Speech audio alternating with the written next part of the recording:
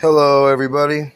Today, I wanted to do a little video on a very unappreciated firearm made by Smith and Wesson, and it's been around a while. But I just want to do a quick one on this. This is the Smith and Wesson 640-3. I bought this about 3 years ago.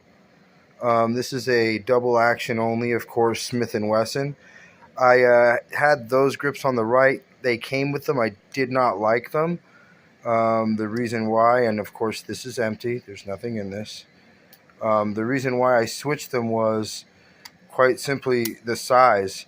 Um, they don't go up as high, these ones. They go down about right here, and they're not quite as thick. They're very thin, whereas this one has thick padding here on the back here.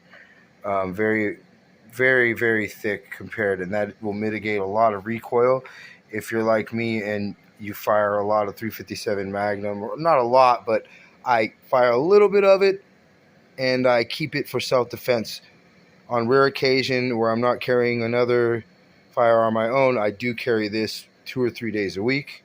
When I do carry it, I carry it with 357 Magnum, and this is very familiar, a very popular load. That's the world famous police load 357 Magnum.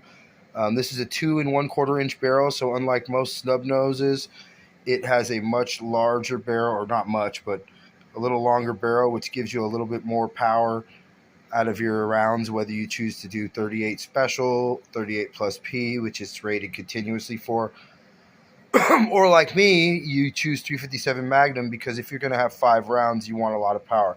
I personally have really large hands.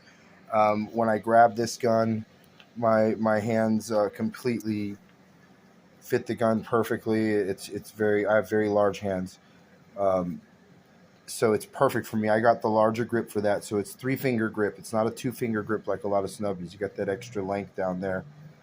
Um, and then I like to use the Packmeyer speed loaders. They don't rattle, so you move them back and forth, so they don't hear them in your pocket.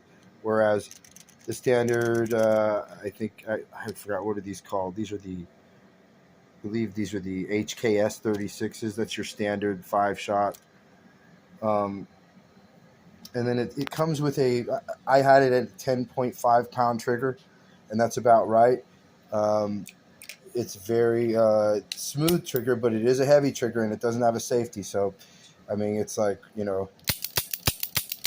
5 shots that fast. I mean, it didn't labor me for that. It's easy to pocket carry if you have like a leather jacket, but it does weigh about 24 ounces. So it your typical like 340 PD, which is the lighter version, air weight version of this revolver, weighs about 11 or 12 ounces, so over half less. But with the weight comes the ability to handle that recoil a lot better, which I like because I like to actually hit what I'm aiming at. And I like 357 Magnum, which is all I carry when I carry it most of the time. But if you want the 38 special, they do. You can see they're much shorter. Most people know the difference. Pressure is almost twice. There goes the dogs in the background for the 357 Magnums. But my wife, if she carries this, she carries it with these 38 special. These are standard pressures, actually. These are almost like a cowboy load. But anyways, though, I prefer this revolver in closing because it's really easy to put in your hand.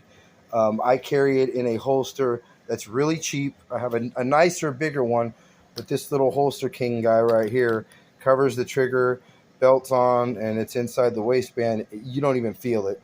You could also just stick it in this same holster in your pocket if you have a little jacket. Um, I feel like it is a tremendously powerful option for such a small frame, and it feels good to shoot it with 38s. I mean, it's literally nothing. You're gonna feel it with 357s, but that's why that padding on the back strap, it's actually like twice as thick, and it goes up and it passes the screw. This screw is normally exposed. There's 3 screws, 1, 2, and 3. The screw is under here, right about there. So that shows you how much high on the back strap, and I like that. That's where you get the recoil control. Um, I do like the in the competition, the Rugers. I was looking into getting the LCR. I love that idea, but personally, I just think this is a much more beautiful gun. Smith and Wessons are just done well. They had a time period a few years back where they were not. But I feel like if you're going to change the grips on something like a Smith, the Hogue grips is the option, because Hogue, I believe, makes the factory ones for them, and I don't like them at all. They're very cheap. Um, that's pretty much it. Just wanted to show off the old 640 357 Magnum Dash 3. Everybody have a great day. Please hit like and subscribe. This is only my second video ever, so I'm sorry if I made some mistakes. But yeah, everybody please like and subscribe, and make sure you carry and get some training, and make America a safer place. God bless everyone.